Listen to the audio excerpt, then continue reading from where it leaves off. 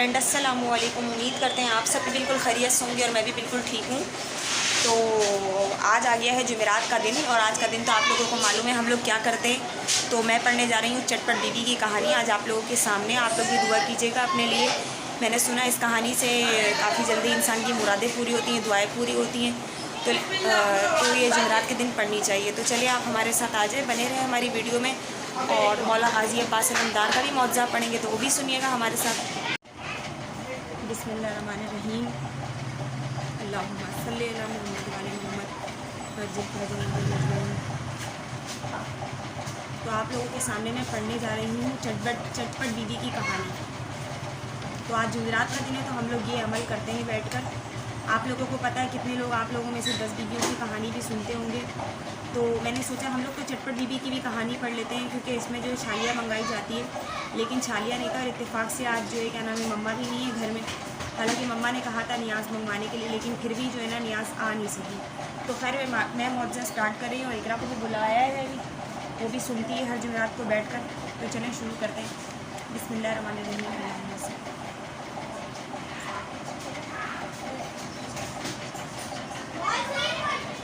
बिस्मिल्लाहिर्रहमानिर्रहीम। एक बीबी नसरानी थी, घर की गरीब और औलाद भी घर से खाली, बघर शोहर में घर में बहरे शोहर और औलाद के सिवा कोई ना था। शोहर की मेहनत व मजदूरी करके जो दिन भर कमा पाता इसी में खाने पीने का इंतज़ाम करता था। यूं ही ज़िंदगी बसर हो रही थी।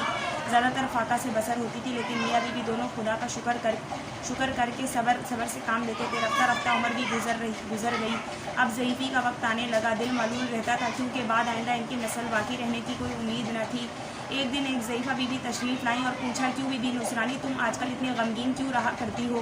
तो कोई ख़ास बात हो तो बयान करो। तो ये मालूम हुआ कि ज़ईफ़ी और गरीबी भी साथ नहीं छोड़ती, लेकिन तुमको इसका भी कोई गम नहीं है। हमेशा तुमने सब्र व शुक्र से ज़िंदगी बसर की है। अब क्या नई बात है? बीबी नुसरानी ने जवाब दिया, बीबी क्या कहूँ, किस्मत की बात है। गरीबी तो गरीबी ही है। मैं इस उम्र तक बे औलाद हूँ, औलाद से महरूम हूँ। बीवी ज़ईफ़ा ने कहा, बेटी तुम गम ना करो, अल्लाह के इख्तियार में सब कुछ है। वो जिसे चाहे मुर्दा कर दे, जिसे चाहे ज़िंदा कर दे, सूखे दरख्त को हरा कर दे और बे औलाद को साहिब औलाद कर दे। अच्छा तुम चटपट बीबी की कहानी मान लो, खुदा ताला ये तुम्हारी मुश्किल आसान करेगा। ये कहकर बीबी ज़ईफ़ा बीबी तशरीफ़ ले गई। नुसरानी बीबी ने फ़ौरन कहानी मान ली। खुदा ने इसको एक फ़र्जंद जमील अता फरमाया और औलाद से घर आबाद हो गया।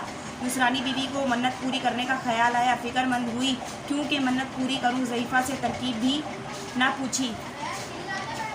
पूछी थी। जब मन्नत पूरी हो जाए तो किस तरह मन्नत उतारी जाए। इतने में शाम होने लगी। देखा कि एक नकाबपोश बीबी ज़ईफ़ा तशरीफ़ लाई और बोली, तुमने अभी तक मन्नत नहीं उतारी। नुसरानी औरत इनके कदमों पर गिर पड़ी और गिड़गिड़ा कर बोली, मैं आपको बराबर याद करती थी। खुदा का शुक्र है कि आप तशरीफ़ ले आईं। आप बताएं, आपकी बताई हुई मन्नत से आज मेरी गोद में एक बच्चा नज़र आ रहा है, मगर मैंने आपसे मन्नत उतारने की तरकीब नहीं पूछी थी। अब आप बताएं क्यों कि कैसे मन्नत उतारूं? बीवी ज़ईफ़ा ने कहा, 5 डली मंगाओ और कहानी जो कहो बगौर सुन लो। डली को काट डालो। कहानी कहने वाले को 2 हिस्से, कहानी सुनने वाले को भी 2 हिस्से और लाने वाले को 1 हिस्सा तकसीम कर दो। फिर ज़ईफ़ा ने कहानी कहना शुरू कर दी। एक रोज़ अमीरुल मोमिनीन को चाटा लाए जो जनाब फ़ातिमा ज़हरा सलामुल्लाह अलैहा को दिया, इसकी रोटियां तैयार करो। आज तुम्हारे बाबा हज़रत मोहम्मद मुस्तफ़ा सल्लल्लाहु अलैहि वसल्लम को मैंने खाने पर मदऊ किया है। जनाब सैयदा फ़ातिमा ज़हरा सलामुल्लाह अलैहा ने खुशी खुशी आटा खमीरा किया और रोटियां तैयार कर ली। जनाब रसूल खुदा बाद नमाज मगरिब तशरीफ़ ले आए। जनाब सैयदा ने दस्तरख़्वान लगाया। मोहसिन पाक बाबा ने एक साथ खाना तनाफुल फरमाया और जब पैगम्बर अकरम रुखसत होने लगे तो जनाब सैयदा ने अर्ज़ किया, बाबा जान इस तरह कल मेरी तरफ से भी दावत को खुदनोश फरमाइएगा। आन हज़रत मोहम्मद मुस्तफ़ा सल्लल्लाहु अलैहि वसल्लम ने कबूल फरमाया। फिर हज़रत अली कहीं से जौ का आटा लाया और जनाब सैयदा ने खाना तैयार किया। बाद नमाज मगरिब रसूल खुदा तशरीफ़ लाए और सब के साथ खाना खाया। जब वापसी जाने लगे तो इमाम हसन अलैहिस्सलाम नहायत अदब से अर्ज़ किया कि नाना जान मेरी तरफ से भी दावत कबूल फरमाई। इरशाद हुआ, अच्छा बेटा तुम्हारी दावत भी कबूल। फिर खाने का इंतज़ामात हुए और जनाब रसूल करीम सल्लल्लाहु अलैहि वसल्लम तशरीफ़ लाए और खाना तनावुल फरमाया। वापसी का इरादा किया तो हज़रत इमाम हुसैन अलैहिस्सलाम ने नाना जान के गले में बाहें डाले और बोले, नाना जान नाना जान क्या मुझको महरूम रखेंगे? नाना समझ गए। फरमाया बेटा हुसैन तुम्हारी दावत भी कबूल। चुनाचा हस्बे दस्तूर फिर सामान खाने का फरहाम हुए और नबी करीम तशरीफ़ लाए। जब खाने वगैरह से फारिग होकर आप रुखसत होने लगे तो फिज़ा कनीज़ दरवाजे तक आ पहुँची और बदस्ते अर्ज़ किया कि या रसूलल्लाह, ये कनीज़ भी आरज़ूमंद है कि कल हुजूर मेरी तरफ से भी दावत कबूल फरमाएंगे। हज़रत ने दरख्वास्त कबूल फरमाई। इत्तेफाक फ़िज़ा को सामान खुदनोश मुहैया ना हो सका। उधर शाम होने लगी। शाम को करीब आई मगर किसी से इस सिलसिले में कोई तस्करा ना किया। वो ज़माना माहिर रमज़ानुल मुबारक का था। जब रसूल खुदा बाद नमाज मगरिब से फारिग हो चुके तो जिब्रील अमीन नाजिल हुए और फरमाया या हबीब खुदा, आज आपका अफ्तार फ़िज़ा के घर पर है। रहमत दो आलम फ़ौरन रवाना हो गए। दरवाजे तक पहुंचकर दस्तक दी और आवाज़ बुलंद बेटी को मुखातिब होकर फरमाया, ए बेटी, तुम पर सलाम हो। जनाब सैयदा आवाज़ पहचान कर दरवाजे तक पहुँच आई मगर किस कदर मुताज्जिब भी थी कि आज बाबा जान ने क्यों तकलीफ़ फरमाई है, क्योंकि इफ्तार के लिए कुछ न था। अलगज़ रसूल खुदा सल्लल्लाहु अलैहि वसल्लम तशरीफ़ लाए। थोड़ी देर बाद बेटी से बोला, अंदर तशरीफ़ लाए और बेटी से बोला, ए पारे जिगर फ़ातिमा, आज हम फ़िज़ा के मेहमान हैं। जनाब अमीर ने फ़िज़ा को अलग से बुलवाया और फरमाया, फ़िज़ा, तूने रसूल खुदा को खाने की दावत दी लेकिन हमसे इस बात का तज़किरा ना किया। फ़िज़ा ने अर्ज़ किया, या अमीरुल मोमिनीन, मुझे घर के हालात खूब मालूम हैं। ये न्याज के लिए चीनी। रसूल खुदा को खाने की दावत दी लेकिन हमसे इस बात का तज़किरा ना किया। फ़िज़ा ने अर्ज़ किया कि या अमीरुल मोमिनीन, मुझे घर के हालात खूब मालूम है, इसलिए तज़किरा ना कर सकी। सोचा कि मैं खुद इंतज़ाम करूँगी। ये कहकर फ़िज़ा ने वज़ू किया और गोशा में जाकर 2 रकात नमाज़ हाजात अदा की और दोनों हाथों को बुलंद करके गिड़गिड़ाकर बोली, ए खाली के हर बुलंद परस्ती में मैं तेरे हबीब की बेटी की कनीज़ हूँ और तुझे और तेरे हबीब को अपना मेहमान किया है। तू जानता है मैं क्या हूँ, इसलिए तुझे तेरी किबराई का वास्ता देती हूँ। मेरी लाज रख ले और अपने महबूब और इनके आले पाक से सरखुरू कर दे। अभी फ़िज़ा दुआ कर ही रही थी कि सारा घर खाने की खुशबू से महक उठा। फिर फ़िज़ा ने देखा कि पहलू में दस्तरख्वां नेमत रखा है। फ़ौरन वो खुआ लेकर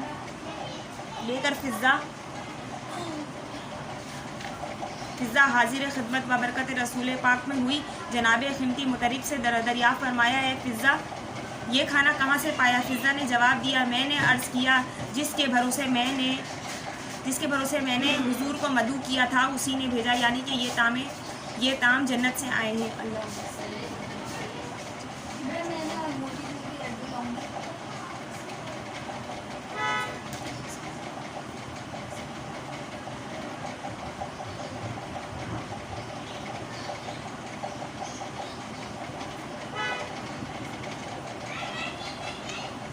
आज हम दूसरा मौजूद शुरू करते हैं।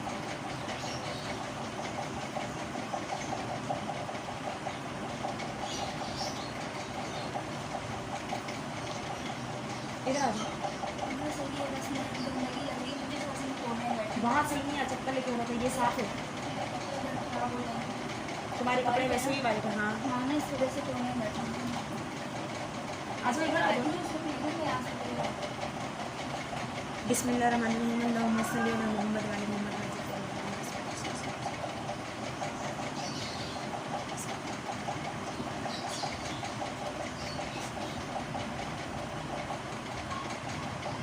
आका बरजंदी महरूम किताब असरार शहना में तहरीर फरमाते हैं, मुझे इस ज़माने में बाज़ लोगों से मुतबक्किल लोगों से इस बात का मालूम हुआ कि एक मोमिन दीनदार जो अभी तक मौजूद है वो हज़रत इमाम हुसैन अलैहिस्सलाम की हर रोज़ ज़ियारत को जाया करता है, मगर मौला गाजी अब्बास रमदार की ज़ियारत को सिर्फ हफ्ते में यकसा बार जाया करता है।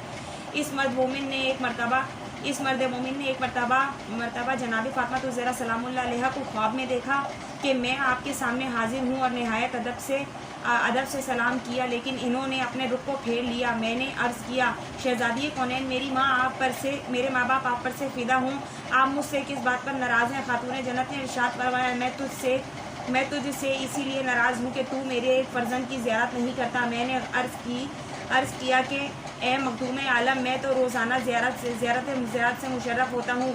बिनते रसूल खुदा ने फरमाया, तू मेरे बेटे हुसैन की ज़ियारत को रोज़ किया करता है, मगर मेरे बेटे अब्बास की ज़ियारत को बहुत कम जाता है। तेरी ये बात हमको नापसंद है। एक शहर में दस्तूर था कि वो मुहर्रम के दिनों में शबीए बनाकर आज़ादारियाँ किया करते थे। एक साल इन्होंने एक नौजवान को हज़रत मौला गाजी अब्बास अलमदार की शबी बनाया, जो नासिबी का बेटा था। उसने अपने बेटे को गुस्से में आकर कह दिया, मैं तुझे हज़रत अब्बास की पिदाई तब जानूँ कि तू मुझे अपने बाजू काट लेने दे। बेटा राज़ी हो गया और बाप ने गैज़ व गज़ब से मगलूब होकर इसके दोनों बाजू काट दिए। इसकी ज़ौजा को खबर हुई। इसने खावंद को बहुत लान तान की। शौहर गुस्से में आकर बीवी की ज़बान काट दी और बेटे की कटे हुए बाजू और इसकी गोद में डालकर माँ और बेटे दोनों को घर से बाहर निकाल दिया। माँ और बेटे दोनों एक इमाम बारगाह में चले गए जहाँ ताज़िया रखा हुआ था। इन दोनों ने मिंबर के आगे सर झुकाकर रो रो कर दुआएं मांगने लगे। इस अनासा में देखा कि चंद बीवियाँ इस इमाम बारगाह में दाखिल हुई, जिनके लिबास से अजमत और जलाल टपक रहा था। इनमें से एक बीबी ने इस औरत की कटी हुई ज़बान पर अपना लुआब दहन लगाया और इसकी ज़बान दुरुस्त हो गई। फिर हज़रत अब्बास की दुआ से इसके बेटे के कटे हुए बाजू सही हो गए। फिर इस जवान ने हज़रत मौला गाजी अब्बास अलमदार के हाथ पर बोसा देना चाहा तो हज़रत मौला गाजी अब्बास अलमदार ने फरमाया, मेरे दोनों बाजू कतशुदा हैं और ये रोज़े क़यामत तक इसी तरह रहेंगे ता वो तकिया दायर मैशर के हुजूर में पेश होकर मोमिनों की दहशत में ले जाओ। अल्लामा आगा शेख मोहम्मद बाकिर बंजेदी कायनी किबरियत अहमद तहरीर में फरमाते हैं कि मैंने अपने बाज़ अस्तादा से सुना है कि करबला में एक नौजवान सलाह लड़का जो बीमार हुआ उसका बाप मौला गाजी अब्बास अलमदार अलैहिस्सलाम के रोज़े अक़दस में रात को ले गया और ज़रिया मुबारक से बांध दिया और खुदा ताला ने हज़रत अब्बास के तौसीफ से लड़के की सेहत के लिए दुआ की। सुबह को मौसूफ का एक दोस्त आया और बोला, रात को मैंने एक अजीब ख्वाब देखा है, वो तुमको सुनाना चाहता हूँ। मैंने देखा आकाए नामदार हज़रत मौला गाजी अब्बास अलमदार बारगाह इलाही में तुम्हारे फर्जंद के लिए दुआ कर रहे हैं। इस अनासा में एक फ़रिश्ता रसूल खुदा की तरफ से हज़रत मौला गाजी अब्बास अलमदार की खिदमत में हाजिर हुआ और बोला, ए अब्बास इब्न अबी तालिब, आप इस बीमार के लिए सिफारिश ना करें। इसके दिन पूरे हो चुके हैं और उम्र का पैमाना भी लबरेज हो चुका है। नौशा की मुद्दत ख़त्म हो चुकी है। हज़रत मौला गाजी अब्बास अलमदार ने फ़रिश्तों को जवाब दिया, तुम हुजूर की खिदमत में मेरा सलाम अर्ज़ करना और कहना कि इसके बावजूद मैं सरकार मोहम्मद मुस्तफ़ा सल्लल्लाहु अलैहि वसल्लम के वसीले से खुदा बंदे आलम से इस नौजवान की बीमार की सिफारिश करूँगा, दरख्वास्त करूँगा। दोबारा रसूल खुदा सल्लल्लाहु अलैहि वसल्लम की खिदमत में वो फ़रिश्ता पहुँचा और पैगाम मौला गाजी अब्बास अलमदार बयान किया। पैगम्बर खुदा ने फ़रिश्ते से फरमाया, तुम फिर हज़रत गाजी अब्बास अलमदार के पास जाओ और वही बात जो मैंने तुमसे कही थी इससे कह दो। चुनाचा फ़रिश्ते ने हज़रत मौला गाजी अब्बास अलमदार से दोबारा कहा। हज़रत गाजी अब्बास अलमदार ने फिर वही बात कहकर फ़रिश्ते को रवाना कर दिया। बहरहाल इस तरह जब फ़रिश्ता तीसरी बार हाजिर हुआ और महबूब दारे पैगाम सुनाया तो हज़रत मौला गाजी अब्बास अलमदार के चेहरे का रंग मुतबख्खिर हो गया। फिर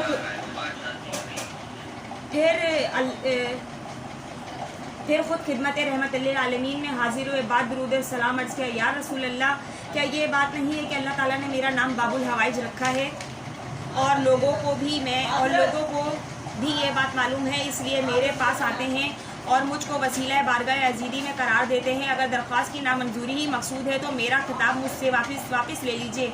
फिर मुझको कोई हुजूर ना होगा। ये सुनकर जनाब रिसालत माफ़ हुजूर पाक सल्लल्लाहु अलैहि वसल्लम मुस्कुराए और फरमाया, ए अब्बास जाओ, अल्लाह तुम्हारी आंखें ठंडी रखे, तुम बिलाशुबा बाबुल हवाइज हो, तुम जिसके लिए चाहो सिफारिश करो। चुनाचा इस नौजवान बीमार को वास्ता मौला गाजी अब्बास अलमदार अल्लाह ताला ने सेहत कामिल अता फरमाई। फिर मेरी आंखें खुल गईं और मैं तुमको ये ख्वाब सुनाने आया हूँ। इसके बाद जो उस शख्स ने अपने बेटे को देखा तो शफायात पाया।